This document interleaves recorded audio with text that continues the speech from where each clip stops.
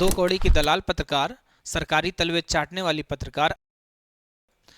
आप में और कुत्तों में बहुत बड़ी समानता है, दोनों अपने मालिक के बड़े वफादार हैं। अंतर है तो बस इतना, कुत्तों की इज्जत होती है और आपकी अब देश में इज्जत बची हुई नहीं है। आपने जिन यूट्यूब के टीचर्स पर सवाल उठाए, ये वही टीचर्स हैं जिनकी मदद से बच्चा जब उसके साथ कुछ गलत होता है आयोग के सामने, सरकार के सामने अपनी मांग रख पाता है। मैम, ये काम आपका है, टीचर्स का नहीं, लेकिन आप अपनी जिम्मेदारियों को भूल गए, इसलिए टीचर्स को करना पड़ता है। अगर हिम्मत है तो एक दिन टीचर्स का कार्य करके देखिए, आपको पता चल जाएगा। एक बच्चे का कैरियर बनाने के लिए टीचर दिन रात लगकर कंटेंट तैयार करता है, और जब बच्चे के साथ कुछ गलत होता है सड़क पर उतरकर उसके लिए आवाज़ उठाता है, लड़ाई लड़ता है। लेकिन आपको बात समझ में कहाँ आएगी, क्योंकि तलवे चाटने और जिम्मेदारी उठाने में ज़मीन आसमान का अंतर होता है।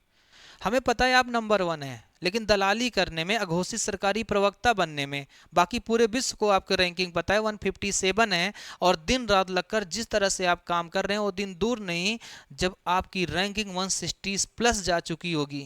आप हमारे टीचर्स कम्युनिटी पे सवाल उठाते हैं। हमारे टीचर्स कम्युनिटी में ऐसे ऐसे टीचर्स हैं जिनकी ना तो आप पॉपुलैरिटी में, ना तो नॉलेज में पूरे देश की मीडिया मिलकर किसी एक टीचर्स की बराबरी कर पाए।